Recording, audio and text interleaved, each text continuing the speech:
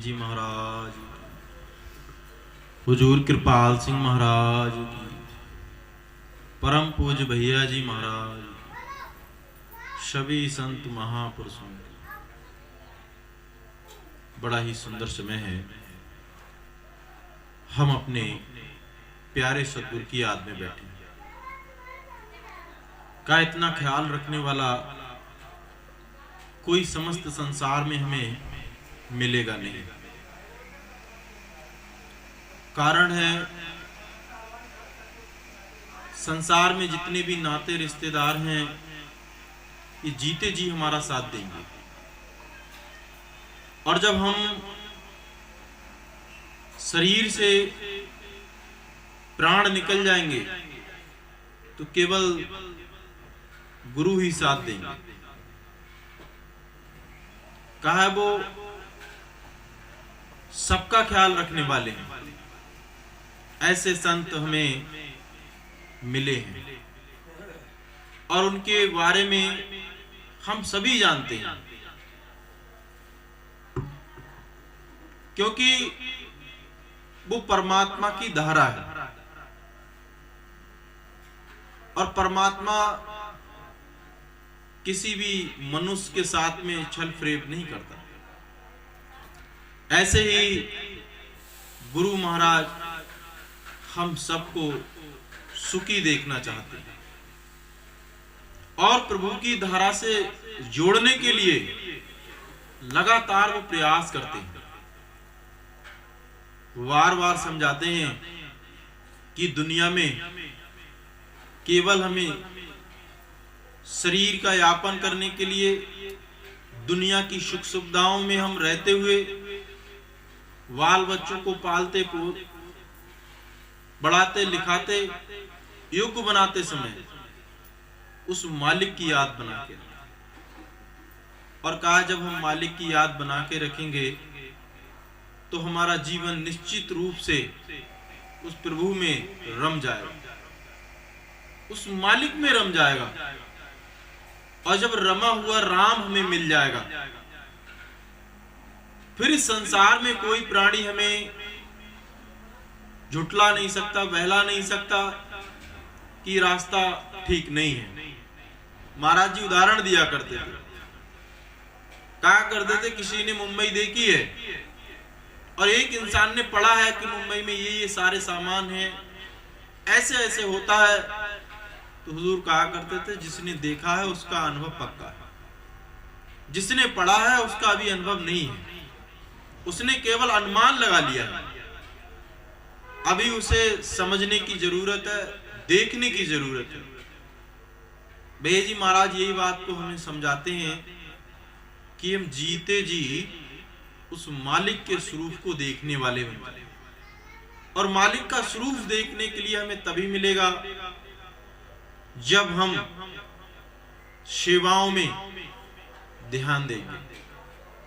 सेवाएं महाराज जी बताया करते थे, तन सेवा, मन सेवा और धन की सेवा, गरीबों की सेवा। इंसान को बढ़ चढ़ के अपने जीवन में हिस्सा लेना चाहिए। हुजूर कहा करते थे हम अभी तेरे और मेरे में लगे हुए, का ये तेरा है, ये मेरा है, तेरा ही मेरा समाप्त नहीं होता समस्त सृष्टि के प्राणियों के बीच में।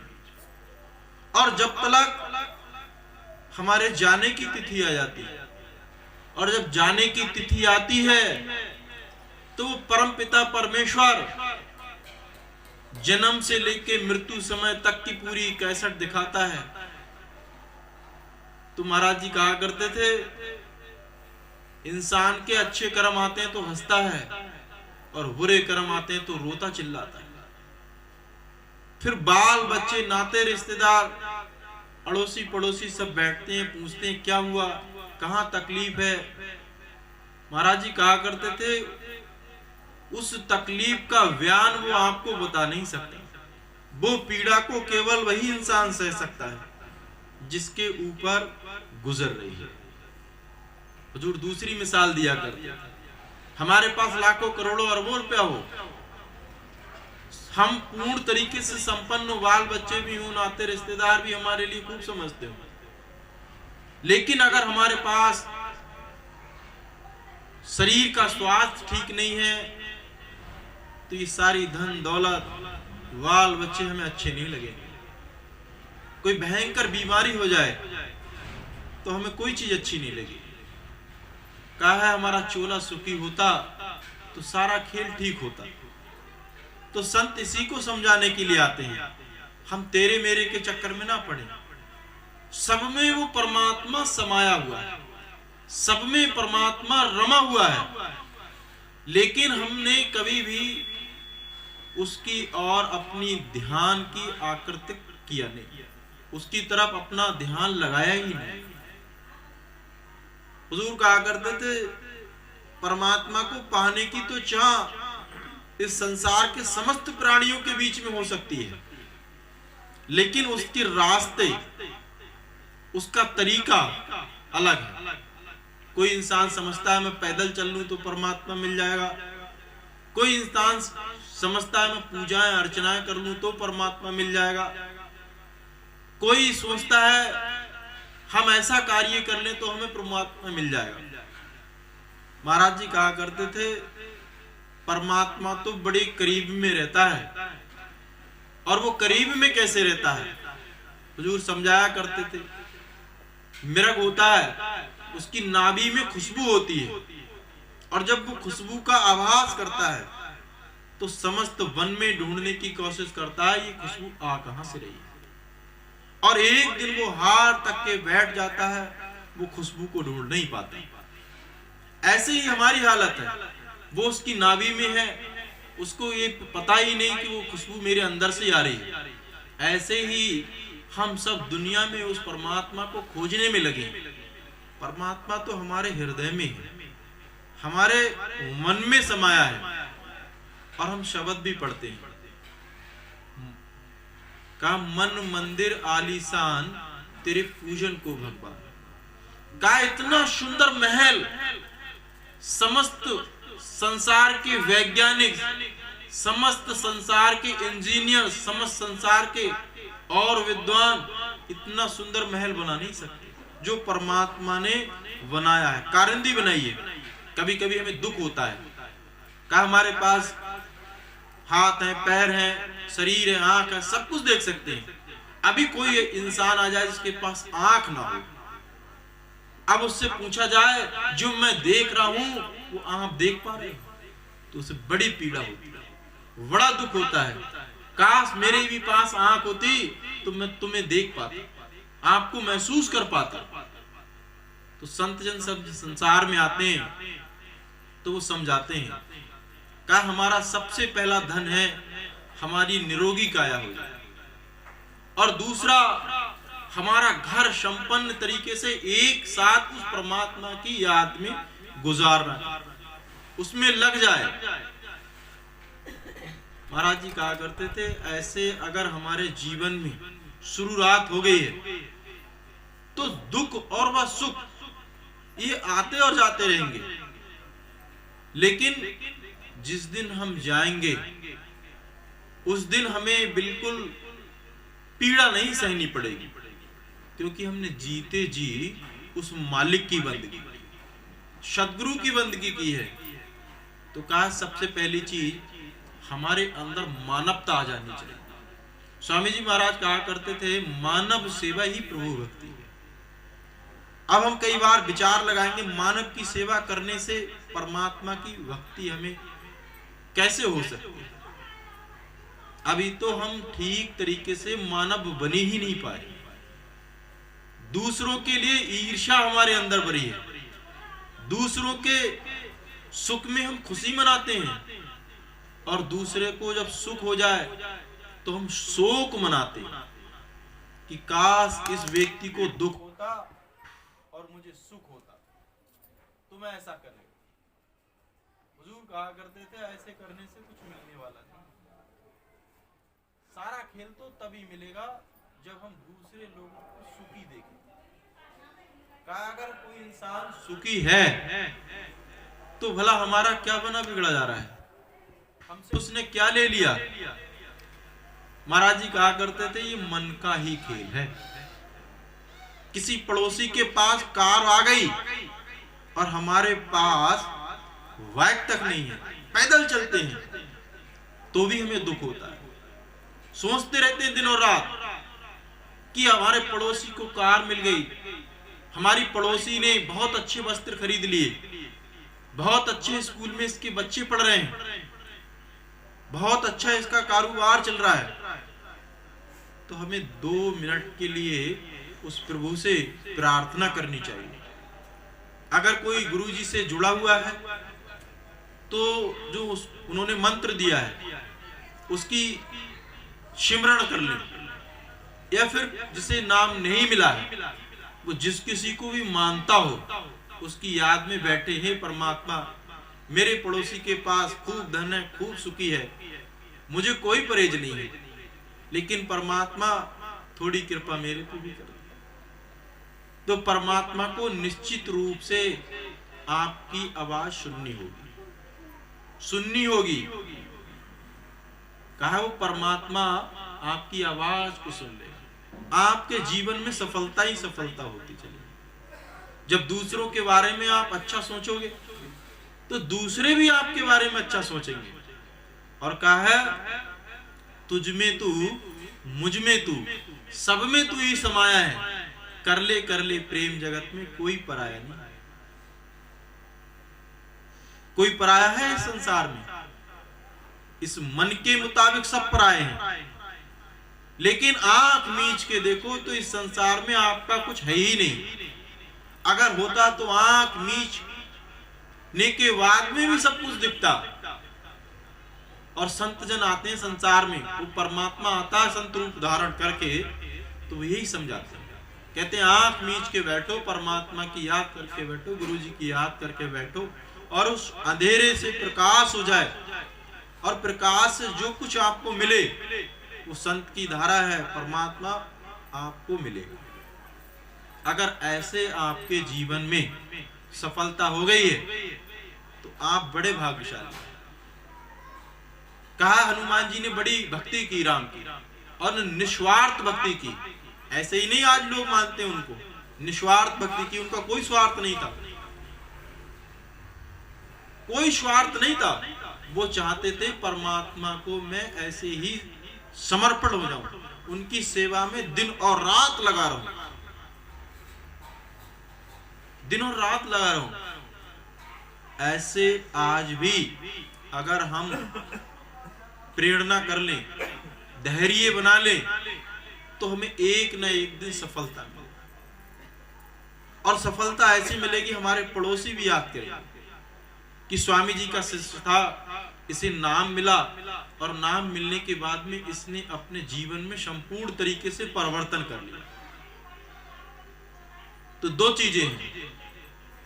पहली चीज हमारे गुरु जी को लोग याद करेंगे, दूसरी चीज हमें भी याद करेंगे कि इसमें ये बुराई थी, नाम लेने के बाद में इसने पूरा जीवन बदल दिया।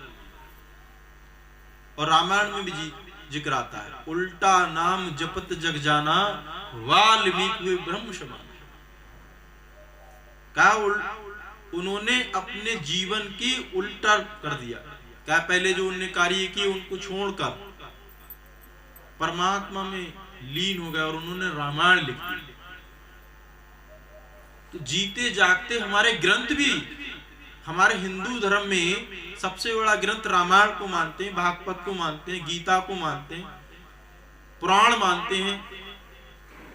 इन सब से हमें सीख लेनी चाहिए। पढ़ तो लेते हैं, पढ़ना दूसरी चीज है, उसके आचरण में ढलना दूसरी चीज, उसको समझना दूसरी चीज। महाराज जी यहाँ एक समझाने के लिए मिसाल दिया करते थे, कहा करते थे पिताजी को समझना बच्चे के लिए बड़ा ही धैर्य का विषय। कई बार देखते हैं पिताजी डांट भी लगा देते हैं, और डांट लगाने के बाद में प्रेम भी करते हैं, क्योंकि उन्होंने उसे खून पसीने से सींचा, हर तरीके से उनको समझा है। तो हम सब अपने जीवन में बढ़ना चाहते हैं, तो महाराज जी कहा करते थे उस परमात्मा को अपने अंदर देखने की कोशिश करें, सिमरन करें, भजन करें, दूसरों की सेवाओं में लगें, गुरु सेवा में लगें। और जब हम सेवाओं में लग जाते हैं तो हमारा मन बिल्कुल परमात्मा के चरण कमलों में बैठने में निसंकोच लग जाता है, गुरु चरणों में बैठ जाता है। तो ये सब खेल हमारे मन का है, समझने का है, विवेक लगाने का है। अगर हमने अपने जीवन में ये शुरू कर दिया है तो महाराज जी कहा करते थे निश्चित रूप से संत शरण में हमें आने का मौका मिलेगा। तो काम किसी भी धर्म से हो, किसी भी जाति से हो, हमें एक ही रास्ता मिलना है, हमें एक ही मंजिल जानी है। तो हुजूर कृपाल सिंह जी महाराज एक शायरी कहा करते थे। महाराज जी कहा करते थे, ऐ साखी इन आंखों से ऐसी पिला सारे जीवन उतर न पाए। काश हे मेरे सदगुरु वो परमात्मा की कृपा को ऐसी मेरी आंखों से पिला दे, अपनी आंखों से पिला दे, जो सारे जीवन उतर ही न पाए। तो संत आते हैं, वो हमें आंखों से पिलाने के लिए आते हैं। आज वही कार्य परम पूज्य गुरु महाराज हमारे भैया जी कर रहे हैं। वो कहते हैं जितनी देर आए हो मेरी आंखों में आंख डाल के देखिए, सारा खेल आंख से ही है। अगर हमारे अंदर छल फरेब कपट, तो हम आंख में आंख डाल के एक सेकंड बैठ नहीं सकते। हमें लज्जा आएगी, शर्म आएगी। और ये सारी चीजें नहीं है तो बिल्कुल टकटकी मार के देख सकते हैं, हमारा मन पवित्र है। तो ऐसे हमने अपना जीवन बना लिया है तो हमें खूब खूब लाभ मिलेगा और हम गुरु महाराज की सेवाओं में, गुरु महाराज के बताए अनुसार हम खूब खूब आगे बढ़ेंगे। ये थोड़ी सी स्वामी जी भैया जी की बात थी जो आज आपकी सेवा में रखी गई। अभी सत्संग का कार्यक्रम आगे चलेगा। बोलो स्वामी जी महाराज की, भैया जी महाराज की, हुजूर कृपाल सिंह महाराज की, सभी संत महापुरुषों की।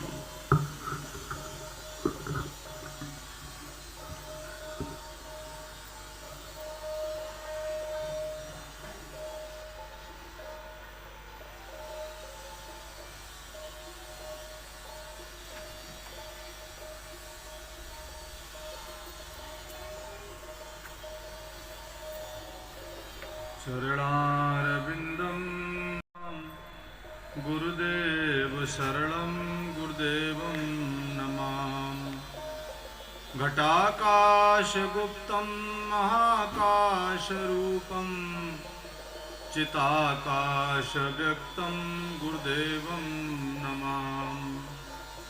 न जानाम जापं न जानाम ध्यानम् पाशुपातरेणं गुरुदेवं नमामि। न जानाम योगं जपं नैव पूजा न तोऽहं सदा सर्वदागं तुभ्यं। पूजा जप तप नियम आचारा नहीं जानू कुछ दास तुम्हारा। तुम तजे और कहाँ पे जाऊं काके द्वार जाए सिर नाऊं। ऐसो को समरथ को दाता जाके दिए अघाऊं। अंत काल तुमरे सुमरन गत अनत कहूँ नहीं थाऊं। सुरत निरत दिवला संजोले मनसा कर ले बाती। प्रेम हटी का तेल मंगा ले जरा रहे दिन राती। सतगुर मिलिया संशय छूटा घर पाया पर काशी। ना घर तेरा ना घर मेरा गावे मीरा दासी। ना घर तेरा ना घर मेरा गावे मीरा दासी। बोलिए परम पूज्य स्वामी जी महाराज की, परम पूज्य भैया जी महाराज की जय।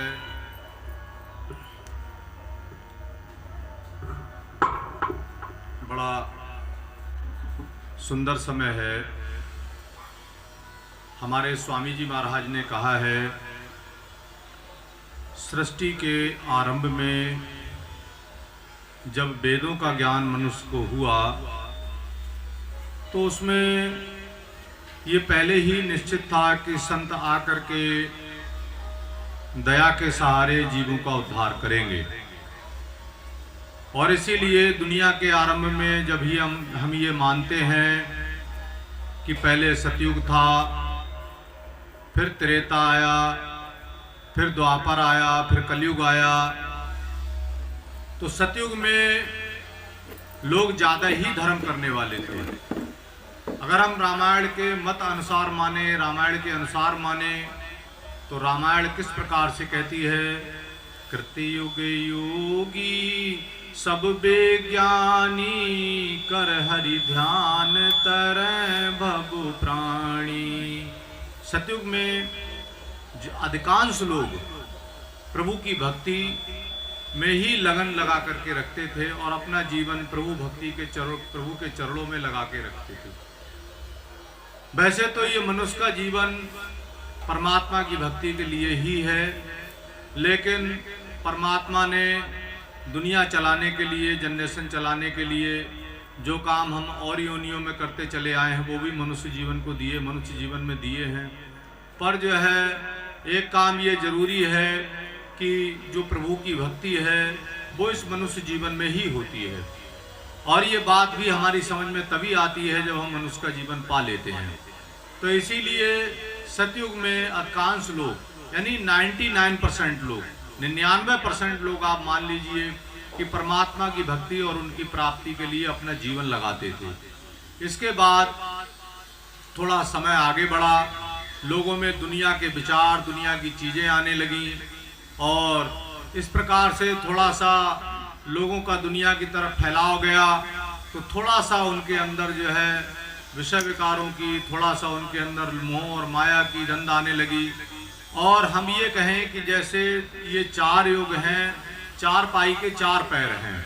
आप मान लीजिए एक पैर टूट गया, कहने का मतलब कि सतयुग से त्रेता में कन्वर्ट हुआ और थोड़ा सा धर्म कम होने लगा और वहाँ पर रजोगुण आ गया, थोड़ा सा ज़्यादा रुपया पैसा बीच में या 25% आ गया, ऐसे मान लीजिए रुपया पैसा बीच में। तो गोस्वामी जी महाराज क्या लिखते हैं, त्रेता विविध जग नर करही, यही उपाय कर्म भव तरही। कि त्रेता में लोगों का जो है भक्ति का क्या तरीका रहा, किस प्रकार से परमात्मा की भक्ति करी लोगों ने, यज्ञ हवन व्रत और उपवास, त्रेता विविध जग नर करही, यही जो है वो आधार त्रेता में रहा था। त्रेता का मतलब जिस समय प्रभु श्री राम हमारे, जिनका जो है वो रामायण लिखी गई है, ये त्रेता में ही आए थे। तो उस समय जो है भक्ति का मार्ग, परमात्मा की प्राप्ति का मार्ग जो है ये रहा था। और इस पे लोगों ने जो है अधिकांश, रामायण के मत के अनुसार इस पे अधिकांश लोगों ने चल करके अपने जीवन में परमात्मा की भक्ति करी। अब जो है धीरे धीरे और लोगों के अंदर लोभ बढ़ गया।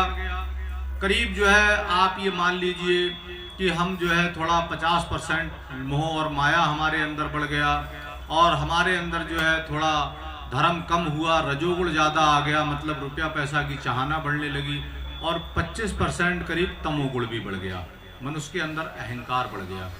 जब तमोगुण भी बीच में एंट्री कर गया तो फिर जो है वो द्वापर आ गया। द्वापर आ गया तो द्वापर में गोस्वामी जी महाराज लिखते हैं, द्वापर कर रघुपत पद पूजा, नर भव तरह उपाय न दूजा। अब द्वापर आया तो द्वापर में जो है प्रभु के चरणों की, जैसे हम गुरु जी के चरणों में जाते हैं, प्रभु के चरणों की वंदना करना, प्रभु के चरण स्पर्श करना, और ये जो है वो भक्ति का तरीका बचा। और फिर हम जो है जाते थे प्रभु के चरणों में समर्पित होकर के, मत्था टिका करके भक्ति का जो है वो मार्ग हमने प्रशस्त किया, भक्ति हमने प्राप्त की। अब ये जो है मार्ग क्रम द्वापर तक चलता रहा। फिर धीरे धीरे क्या हुआ, तमोगुण जो है वो और 25% एंट्री कर गया, और 25% तमोगुण एंट्री कर गया, 75% रजोगुण एंट्री कर गया। मतलब 75% आदमी को पैसे की आवश्यकता होने लगी और जो है वो 50% आदमी अहंकारी बन गया। ऐसे मान ले आप सीधे सीधे शब्दों में अहंकारी बन गया, और फिर जो है वो धर्म थोड़ा कम हुआ। फिर जो है कलयुग ने अपनी दस्तखत ले ली पूरी तरह से। और आप देख लीजिए कलयुग ने अपनी दस्तखत ले ली, तो क्योंकि जो है आज तो ऐसे लगता है कि 25% रामायण के मतानुसार ये माना जाता है कि 25% आदमी धर्म के रास्ते पर चलने वाले कलयुग में बने, ऐसे मत के अनुसार डिवाइड किया जाए तो। लेकिन मुझे तो ये लगता है 99% ही चले गए, रामायण को भी पीछे छोड़ दिया। अब तो ऐसा लगता है कि भाई भाई में भयंकर फूट, पैसे के पीछे ना जाने कितना आदमी पड़ा हुआ है। ठीक है, पैसा हमारे जीवन की आवश्यकता है, हम सभी जानते हैं, उसके बिना काम नहीं चलता है। लेकिन अपनी मेहनत की कमाई करके, या अपने परिवार में भाई हैं, बंधु हैं, या अपने नाते रिश्तेदार हैं, या अपने जो है परिवार के जो है सभी लोग, तो उनमें मिल करके थोड़ा रहें और बांट करके खाएं। अभी थोड़े दिन पहले ऐसा रिवाज था कि अगर एक व्यक्ति को आवश्यकता दूसरे की है तो लोग मदद करते थे एक दूसरे की। किसी को अच्छे बुरे दिन आ जाए लोग बड़ी मदद करते थे उसकी। और आज का चलन बन गया है किसी को थोड़े उल्टे दिन आ जाए लोग उसकी हंसी बनाते हैं, मुंह पर जाकर के लोग उसकी हंसी बनाते हैं, उसे सताने का प्रयास करते हैं, उसे जो है हर तरीके से दबाने का प्रयास करते हैं। ये कौन सी मानवता है? ये जो कौन सी मानवता है? हम मानव हैं तो हम कुछ तो मानवता के काम करें। अगर हम देखें पशु हैं, पक्षी हैं, उनका भी इतना संगठन होता है कि अगर आप देख लीजिए एक बंदर के बच्चे को आप पकड़ लें, एक बंदर के बच्चे को पकड़ लें, आपको घेर लेंगे सारे बंदर, इतनी उनके अंदर शक्ति है, आपसे भी छुड़ा करके ले जाएंगे। हमसे वो भी तो अच्छे हैं। पशु जिसको हम चारा डालते हैं वो भी हमें अपना मालिक मानता है और वो भी हमसे प्रेम करता है। कुत्ता 20 बार पूंछ हिलाता है, हम उसे एक टुकड़ा डाल दें रोटी का, वो पूंछ हिलाता है। लेकिन मनुष्य क्या है, ऐसे जो खिलाता है उसी को जो है एहसान फरामोश हो गया है। इतना एहसान फरामोश मनुष्य हो गया है कि अगर हम उसका कुछ जो है सहयोग कर दें तो वो बेवकूफ़ मानता है, और वो मानता है मैंने चतुराई से ये सब काम कर लिया। ये क्या हुआ है ये बात समझ में नहीं आई। तो इसके लिए कलयुग कहते हैं। और कलयुग कहते हैं जब कलयुग आ गया, मनुष्य जो है अभिमानी बन गया, घमंडी बन गया, अहंकारी बन गया, ये कलयुग का प्रताप है। तो फिर जो है संतों का रास्ता क्या है? रामायण के मत के अनुसार, रामायण का मत क्या कहता है, भक्ति का मार्ग क्या बचा है। अब इसमें कई बार हम ये कहते हैं कि कलयुग में जो है आडंबर है। हाँ है, सच्चे आडंबर है। कलयुग में पहली बात तो ये है कि हर आदमी संत बना बैठा है, हर आदमी। हमारी ये संस्था आप लोग जुड़े हुए होंगे, आप जानते ही होंगे। स्वामी भैया जी थोड़े दिन के लिए चले गए, स्वामी जी महाराज को सामने उत्तराधिकारी बना करके भैया गुरु जी ने जो है भैया जी को उत्तराधिकारी बना करके बिठाला। लेकिन उसके बाद भी पता नहीं, मुझे तो ये लगता है कि सैकड़ों लोग अपने आप को गुरु मानने लगे, सैकड़ों लोग। पहली बात तो जो है हर आदमी गुरु बनने के लिए तैयार बैठा है, चाहे उसको अपने जीवन में कुछ आता है या नहीं आता है, वो गुरु बनने के लिए तैयार बैठा हुआ है, पहली बात। दूसरी बात यह है कि अहंकार और घमंड उसके अंदर इतना बढ़ गया है कि वो जो है किसी सामने वाले व्यक्ति को कुछ मानता ही नहीं है। वो कहता है मैं हूं, मेरी सुनो, मैं इतना बढ़ गया है। कबीर साहब एक महात्मा हुए हैं, उन्होंने कहा है जब मैं था तब गुर नहीं, अब गुर है मैं नाय, प्रेम गलियत साकरी जामे दो न समाए। जिसके अंदर घमंड है कि मैं हूं। भाई देखिए भैया जी अधिकृत उत्तराधिकारी हैं, स्वामी जी ने बनाया, तो वो कभी आज भी नहीं कहते हैं मैं गुरु हूं, आज भी नहीं कहते हैं, वो मना ही करते हैं अपने आप को। और जितने भी संत संसार में आए हैं, जितने भी संत आए, आप एक एक की हिस्ट्री उठा करके देख लीजिए, सबने ये कहा है कि मैं गुरु नहीं हूं, मैं तो गुरु के आदेश का पालन कर रहा हूं, मैं गुरु नहीं हूं, और मुझे जो काम सौंपा गया है मैं वो कार्य कर रहा हूं, मैं गुरु नहीं हूं। लेकिन जो गुरु बनते हैं अपने आप को, तो गोस्वामी जी महाराज क्या लिखते हैं, अशुभ भेष भूषण धरे बचा भच जे खाए, ते योगी ते सिद्ध जन पूजत कल जुग माए। कि कलयुग में हर कदम पर एक गुरु मिल जाएगा आपको, और जो खाने योग्य है वो भी भच्चड़ कर जाएगा, जो ना खाने योग्य है वो भी भच्चड़ कर जाएगा। और जिनके नख और जटा विशाला, सेते प्रसिद्ध तापसी कलिकाला। लंबे लंबे नाखून, लंबी लंबी जटाएं, दरवाजे पर आएंगे, लोगों में बैठेंगे, हंसी मस्करी करेंगे, अच्छी अच्छी बातें करेंगे, ढींग मारेंगे, फंसाएंगे लोगों को, और अच्छे तरीके से फंसाएंगे। ऐसे लोगों की संसार में पूजा हो रही है, और ऐसे ही लोग संसार में, ऐसे लोगों को लोग मानने लगे हैं। जो आडंबर करते हैं, मेरा मतलब झूठा ढीक मारते हैं, ऐसे लोगों को लोग मानने लगे। देखिए, जो संत होता है, जो इस लायक है, वो संसार में छुपता नहीं है। हो नहार बिरवान के हो चीकने पात। प्रभु श्री राम आए, उनको इतना सताया गया, माता कैकेयी ने वनवास भी दे दिया और सब कुछ किया, लेकिन क्या वो छुप पाए इस संसार में? नहीं छुप पाए। जो तो थे वो रहे, जंगल में गए, 36 राजाओं को मारा और उसके बाद में आदर्श की स्थापना करके चले गए। जो होता है वही होता है। भैया जी हैं, देख लीजिए, भैया जी 10 साल बाहर चले गए, वापस आए भैया जी, सारी संगत ने भैया जी को स्वीकार किया? नहीं किया। सारी संगत ने भैया जी को एक तरफ से स्वीकार किया। क्यों स्वीकार किया? कि भैया जी हैं, भैया जी के लायक कोई है ही नहीं। जब कोई है ही नहीं, वो हैं, वो ही रहेंगे। दुनिया में बहुत सारे लोग आपको मिलेंगे, जितने गुरु बनना है वो भी आपको मिलेंगे, लेकिन उनके समान क्या है? कोई हो ही नहीं सकता, क्योंकि वो परमात्मा ने उन्हें अधिकृत किया है अपना काम करने के लिए, तो वो ही हैं और वो ही रहेंगे। दूसरा व्यक्ति हो ही नहीं सकता। लेकिन ठीक है, कुछ लोगों ने अपना प्रोपगंडा चलाया और वो कहीं ना कहीं धन लोभ में, मद लोभ में फंस करके अपना कुछ उल्लू सीधा करना चाहते हैं। मतलब धन का लोभ उनके अंदर आ गया है और उसी के कारण वो कहीं ना कहीं गुरु बन बैठे हैं, कहीं ना कहीं संगत को फंसाने का प्रयास कर रहे हैं, कहीं ना कहीं अपनी जीविका चलाने के लिए अपने रास्ते निकाल रहे हैं। लेकिन ये हो नहीं सकता। और जो लोग फंसे हुए हैं उनके साथ वो भी विचार कर लें, वो भी विचार कर लें। जैसे ही गुरु वैसे ही चेला, हो नरक में ठेलम ठेला। नरक में बड़े झगड़े होते हैं, फिर वो भी विचार कर लें। देखिए, जो जिस लायक है वो उसी लायक ही रहेगा। वो चाहे भगवान कृष्ण एक बार जा रहे थे, रास्ते में एक सरप पड़ा हुआ मिला, तो सरप पड़ा हुआ मिला, उससे बहुत चींटियां नोच रही थी। तो जो है अर्जुन कहने लगे, प्रभु एक बात ये बताओ कि ये जो है इसकी इतनी बड़ी दुर्दशा क्यों है? ये जो है बताइए, इतनी चींटियां इन्हें नोच रही हैं, सड़ा हुआ पड़ा है। भगवान कृष्ण कहने लगे, पिछले जन्म में अर्जुन ये झूठा गुरु था और जो है ये चींटियां इसकी सब जो है चेला है, और इसने जो है बहुत आडंबर कर लिए, बहुत लोगों को फंसा लिया और आज जो है वो इससे कर्म का बदला ले रहे हैं। सब इसका सब कर्म का बदला ले रहे हैं। कबीर साहब ने कहा, आया जगह हवा झकोर का, उड़ गए वेद ग्रंथ और साईं के दरबार में उल्टे टंगे मंत्र।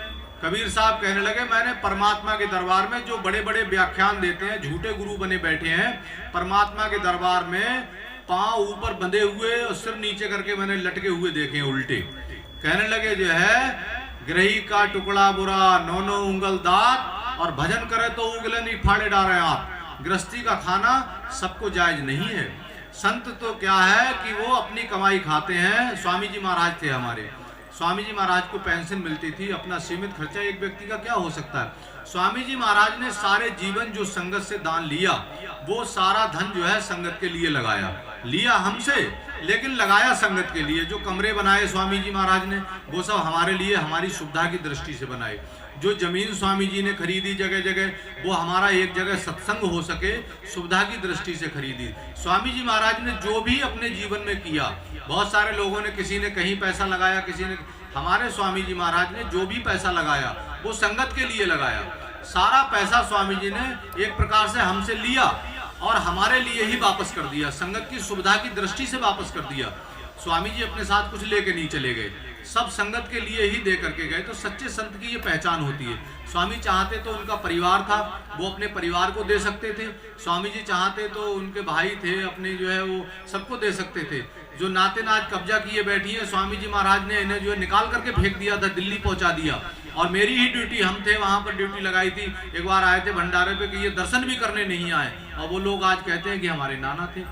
भाई स्वामी जी आपको जब देके नहीं गए तो फिर आप उस पर काबिज कैसे हो सकते हैं? स्वामी जी ने पर्चे भी बंटवाए थे कि मेरे घर का कोई भी व्यक्ति, इसमें सारी संगत का अधिकार है, ये संगत का धन है, संगत ने दिया है और पूरी संगत का अधिकार है इस पर। और भैया जी महाराज को उनने उनके परिवार से नहीं, कोई मतलब नहीं, हमारी संगत के बीच से उत्तराधिकारी बनाया। तो बात ये समझ लेने की है, संत आते हैं परमात्मा की भक्ति करवाने के लिए, उनका दूसरा कोई मकसद नहीं होता है। लेकिन जो झूठे गुरु बने बैठे हैं, जो चापलूसी की बातें करके संगत को फंसाते हैं, उनके चक्कर में कभी ना पड़े।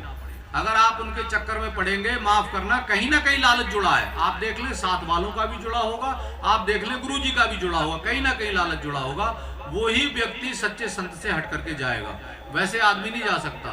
तो कलयुग में बहुत ज्यादा आडंबर है, मिथ्या रंभ दंभ रत जोई, ताको संत कहे सब कोई।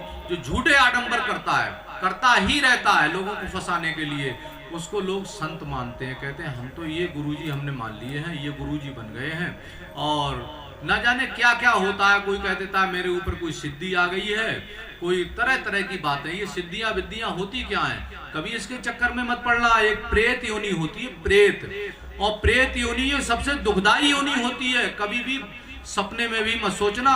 ये इतनी दुखदाई योनि होती है, 84 लाख यानी कुंभी नरक जो होता है उससे भी ज्यादा दुखदाई योनि होती है। पुराणों में शास्त्रों में इसका जिक्र है कि जो प्रेत जिन्हें भूत कहते हैं, चुड़ैल भूत कहते हैं, इसे प्रेत योनि कहते हैं। इस प्रेत योनि में जाने के बाद में पेट होता है बड़ा उनका, जैसे मशक देखिए, पेट होता है संदूक के समान और मुंह होता है सीख के समान। तो वो जो है वो अतृप्त रहते हैं, हमेशा अतृप्त, हमेशा परेशान रहते हैं, उनका कभी पेट नहीं भरता है। तो वो अपनी जो है भूख और प्यास बुझाने के लिए लोगों को सताने का प्रयास करते हैं। लेकिन जो गुरुजी के शिष्य हैं उन्हें इससे डरने की आवश्यकता नहीं है। जहां सत्संग होता है वहां डरने की कोई आवश्यकता नहीं है, क्योंकि जहां सत्संग होता है जो गुरुजी के शिष्य हैं उनके पास एक पावर है। ये तो ये ब्रह्मा विष्णु महेश, वहां तक जो 3 लोग तक की शक्तियां हैं वो भी उसका कुछ बिगाड़ नहीं सकती। जो अच्छी मंदी जो होता है वही सब कर्मों का चक्कर है। तो ये बात समझ लेने की है कि कलयुग में भक्ति का रास्ता क्या है, ये बात समझ लें। कलयुग में भक्ति का रास्ता क्या है, परमात्मा की भक्ति क्यों हो की, तो इसीलिए बताया गया है कि कलयुग आन सम युग नहीं, कलयुग के समान दूसरा युग नहीं है। जो नर करे विश्वास, अगर आपको भरोसा है तो गाय राम गुणगन विमल भवतर विनय प्रयास, कि अगर आपको जैसे सतयुग में, त्रेता में, द्वापर में बड़े बड़े जप तप यज्ञ हवन होम दुनिया की सारी चीजें करनी पड़े, वो आपको कलयुग में नहीं करने पड़ेंगे। गोस्वामी जी महाराज लिखते हैं कलयुग आन सम युग नहीं, कि इससे अच्छा भी युग कोई सा नहीं है। जो नर करे विश्वास, अगर आपको भरोसा है तब गाय राम गुणगन विमल भवतर विनय प्रयास, कि बिना प्रयास के ही आप इस भवसागर से, असार संसार से पार हो जाएंगे। कैसे हो जाएंगे? ऐसे हो जाएंगे कि जब हम गुरु जी की शरण में आ ही गए हैं, तो जो गुरु जी ने हमें मंत्र दिया है, ये मंत्र बहुत सहायक है हमारे मन को उलझाने के लिए, मन को कमजोर करने के लिए। मन हमारा लज्जत का आशिक है, मन हमारा इंद्रियों का गुलाम है। मन में ये मंत्र का जब जाप करेंगे तो मन में बेड़ी पड़ जाती है, मन उलझ जाता है। जब हमारा मन उलझ जाता है और आत्मा की ये सुमरण खुराक है, जब आत्मा की खुराक मिलती है मन ये उलझ करके गिर जाता है, पस्त पड़ जाता है।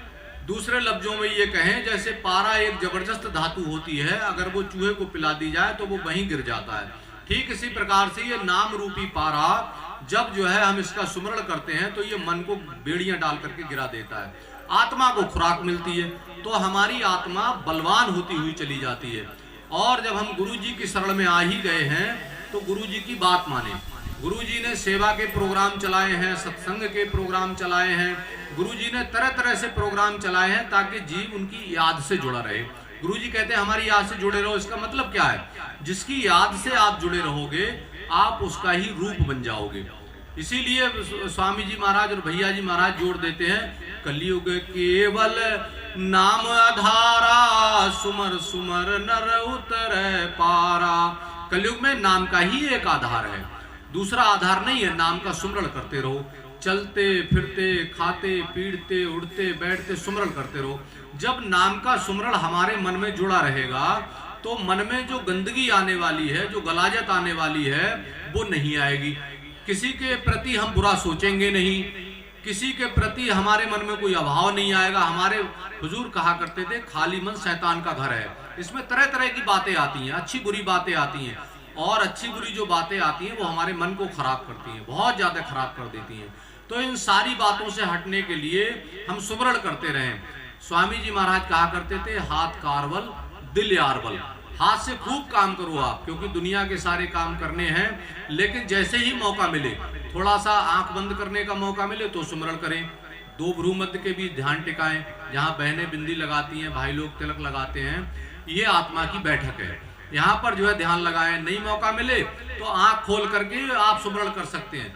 कबीर साहब ने कहा है, जहां जहां जाऊं सोई परकर्मा, जो कुछ करूं सो सेवा, जब सोऊं तब करो दंडवत पूजो और न देवा।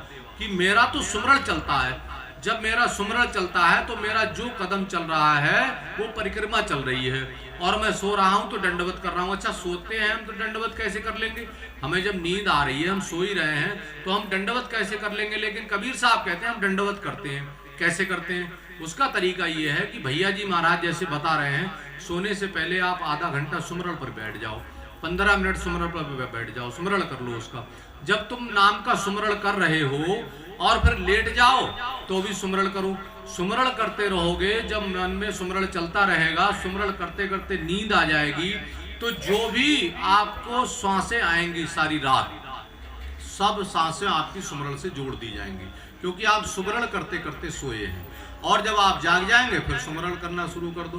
तो इस प्रकार से हम कबीर साहब कहते हैं कि जब सोऊं तब करूं दंडवत, पूजूं और न देवा। कहते हैं मुझे किसी की आवश्यकता ही नहीं है, मैं तो उस प्रभु प्रियतम के हर समय चरणों में जुड़ा रहता हूं। और ये मनुष्य जीवन का उद्देश्य ही परमात्मा की भक्ति और उसकी प्राप्ति करना है। कई लोग ये मानते हैं कि हम तो परमात्मा की भक्ति क्यों करने, बच्चों को हम क्यों भेज दें, अभी तो बच्चों को पढ़ने की उम्र है, अभी तो बच्चों को खेलने की उम्र है, और अभी से ये सत्संग में चला जाएगा, ये ऐसा हो जाएगा। भैया जी महाराज ने अभी भोजीपुरा प्रोग्राम हुआ था, तो 35 साल तक के बच्चों के, मतलब युवा बच्चों को सेवा में नाम लिखवाने का जो है वो आदेश दिया था। क्यों आदेश दिया था? कारण क्या है? हम अपनी संस्कृति कभी भूले नहीं। हमारी संस्कृति में पहले संत साधु महात्मा हुआ करते थे, हमारे कुलगुरु हुआ करते थे, हम अपने बच्चों को उनके पास भेजा करते थे। अब ये बच्चे जब हमारे वहाँ जाते हैं, उन्हें संस्कार मिलते हैं, अच्छी शिक्षाएं मिलती हैं, तभी तो वो बच्चे माँ बाप की सेवा करेंगे, तभी तो वो बच्चे माँ बाप के समतुल्य चाचा हैं, ताऊ हैं या पड़ोसी हैं, परिवार सबका सम्मान करेंगे। अब आइए, कॉन्वेंट शिक्षा क्या है? ये बड़ी खतरनाक शिक्षा है। हम बच्चों को भेजते हैं कॉन्वेंट में पढ़ने के लिए। अब वहाँ तो माता पिता खुद ही मिल जाते हैं कॉन्वेंट में, एक फादर रहता है, एक मदर रहती है। तो ये सब हमें संस्कृति से भटकाने का तरीका है। बच्चा अपने माँ बाप को भूल जाता है, वो उन्हीं को, जब उसे मदर मिल गए, मदर माने माता और फादर माने पिता, जब उसे वहाँ माता और पिता दोनों ही मिल गए तो फिर आपकी उसे क्या आवश्यकता है? और ये बड़ी विडंबना की बात है कि पढ़ लिख करके बच्चों की जिनकी सर्विस लग जाती है, विदेश चले गए, धन हुआ, तो बहुत सारे लोगों को अपने माता पिता से प्यार ही चला जाता है। जिन माता पिता ने पाला पोसा सयाना किया, उनसे उनकी मोहब्बत नहीं होती, हट जाती है। क्यों हट जाती है? कि उन्होंने शिक्षा नीति को गलत अनुसरण कर, पैसा तो मिल गया पर उनके अंदर जो संस्कार है वो नहीं आ पाए। तो पैसा ही सब कुछ नहीं है, पैसा है जरूरी है, लेकिन पैसा सब कुछ नहीं है। संस्कार पैसे से नहीं आ सकते, संस्कार आते हैं संतों के दरबार से। तो इसीलिए हम अपने बच्चों को भौतिकता के साथ साथ, दूसरे लफ्जों में कहें आध्यात्मिकता से भी जोड़ने का निरंतर प्रयास करें। और जब हम भौतिकता के साथ साथ यानी दुनिया कमाने के साथ साथ आध्यात्मिकता से बच्चों को जोड़ करके रखेंगे, तो हमारे परिवार में सबसे पहला विद्यालय तो हमारा घर ही है। माता है, पिता है और उनके समतुल्य बुजुर्ग हैं, ये सबसे पहले। अब जो है कई बार ऐसा होता है बच्चे बात ही नहीं सुनते। भाई एक अगर कोई हमारे माता पिता पढ़े लिखे नहीं है, बिल्कुल नहीं है, आप ये मान लीजिए, लेकिन किसी ने जो 80 साल 70 साल 100 साल जीवन जिया है, तो एक लंबे समय का उनका अनुभव होता है। लंबे समय का अनुभव ही एक पाठशाला होती है। कैसे कैसे मोड़ जीवन में आ सकते हैं ये उन्होंने देखा है, तो ये सबसे बड़ी पाठशाला है। तो अपने बच्चों को सत्संग से जरूर जोड़िए, ताकि वो बच्चे जो है, पहले हुजूर तो कहा करते थे गॉड फर्स्ट वर्ड नेक्स्ट, कि सबसे पहले परमात्मा की भक्ति और उसकी प्राप्ति का ज्ञान होना अति आवश्यक है। और जिसके जीवन में परमात्मा होगा, जिसके जीवन में प्रभु का सानिध्य होगा, सत्संग होगा, जिसके जीवन में अच्छे विचार होंगे, वो गलत काम क्यों करेगा? उसे सब कुछ शिक्षा दीक्षा मिल चुकी है, उसे अपना जीवन यापन कैसे करना है, तो वो सही रास्ते पर चलेगा, सही रास्ते पर अपना जीवन यापन करेगा और हंसी खुशी से वो प्रभु की भक्ति और उसकी प्राप्ति कर लेगा। संत महापुरुष आते हैं संसार में, जंगल भेजने के लिए नहीं आते। संत महापुरुष परिवार छुड़ाने के लिए नहीं आते। गुरबाणी कहती है, हसंदियाँ खेलंदियाँ खावंदियाँ पैनंदियाँ बिच्चे होव मुखत, कि इसी परिवार में घर बार में रहते हुए हंसी खुशी से रहो और संस्कारविद शिक्षा ग्रहण करो, ताकि जो है तुम्हारा जीवन में कल्याण हो जाए और सही सही मायने में जो प्रभु भक्ति और उसकी प्राप्ति के लिए मनुष्य का जीवन मिला है वो काम हमारा जरूर इसी जीवन में बन जाए, नहीं तो ये जीवन बेकार चला जाएगा। मनुष्य जीवन मिला, फिर गधे की, घोड़े की, बैल की, चमगादड़ की और कीट की, पतंग की उल्टी योनि में चले जाओगे। लेकिन अगर हमने प्रभु की भक्ति और उसकी प्राप्ति कर ली तो हमें कम से कम मनुष्य का जीवन तो मिलेगा, इससे नीचे तो नहीं मिलेगा, और जो है या मोक्ष मिलेगी। तो ये जो है वो जरूरी है कि हम मनुष्य जीवन पा करके गुरु जी के शरण में जाएं। गुरु के बिना तो भक्ति का कोई रास्ता ही नहीं है, सबने गुरु धारण किया है। तो इसीलिए हम आकर के बैठ गए हैं और गुरु जी की, भैया जी की बड़ी कृपा है, बड़ी महान कृपा है कि देखिए सत्संग जारी करवाया, टीम का गठन कर दिया और सत्संग करने के लिए भेजा। अब जो है थोड़ा हम भी प्रयास करें। हुजूर कहा करते थे कि अगर जो है एक व्यक्ति को भी हमने किसी प्रकार से वो मांस खाता है और जो है गला काटता है, किसी का जीव सबके अंदर बराबर है, अगर हमने उसे रोक लिया तो 100 गाय कत्ल करने से बचा ली। ऐसे जो है प्रयास करें धीरे धीरे कि समाज बने, लोग जो है सही रास्ते पर आएं। हमारा निरंतर प्रयास होना चाहिए और उसका लाभ हमें मिलेगा।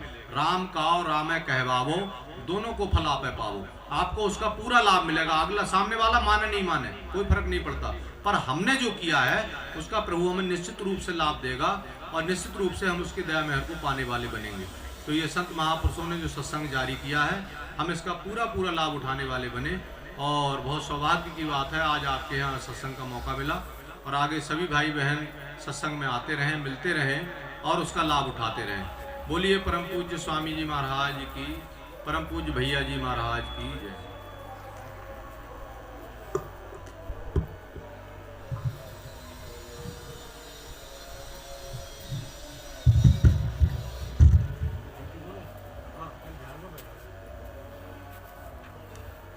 पाँच मिनट